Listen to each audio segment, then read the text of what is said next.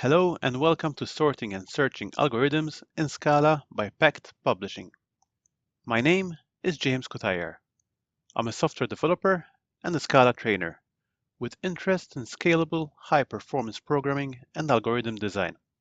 What's the quickest way for you to learn a new programming technology? A good way to do this is to pick a specific well-known problem and discover the tools available in this technology. You then use these tools to build experience while solving the problem. This is learning by example. In this course, we'll do exactly that. The course is designed so in each section we pick one simple problem. We then walk through the solution using various functional tools available in Scala. Along the way, you will experience and learn these new concepts and tools.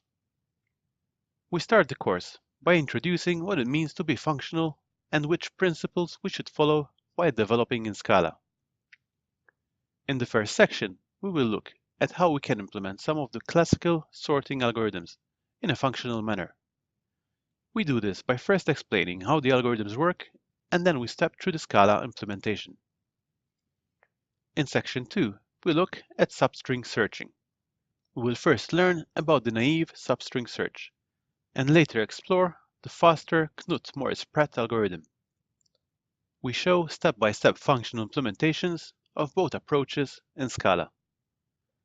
In the third section, we will look into hash tables. Hash tables are fast data structures to map keys to values. Traditionally, these are implemented using mutable arrays. Here, we present a functional alternative and learn about immutable data structures. The next section is all about binary trees. Here, we introduce the data structure and present various techniques to traverse it. We then show how the data structure can be developed in a functional way. Finally, we describe how the red-black tree works and how we can implement in Scala. In the final section, we pick a real-world problem and describe an efficient way to solve it. The algorithm chosen for this section solves the closest pair problem. And again, we walk through the solution using Scala. For this course, it's enough if you have a Mac, Linux, or a Windows operating system with an IDE such as IntelliJ or Eclipse installed. Ideally, you have some basic or beginner knowledge of Scala, as it will help you understand some concepts quicker. If you don't know anything about Scala, knowing some basics about another functional language should also be enough. As a rough benchmark, this course is for you if you know how to perform a fold left. The target audience for this course are developers who want to experience functional programming and learn Scala by example. It's also ideal for developers who want to do a refresher about data structures and algorithms and learn how to implement these functionally.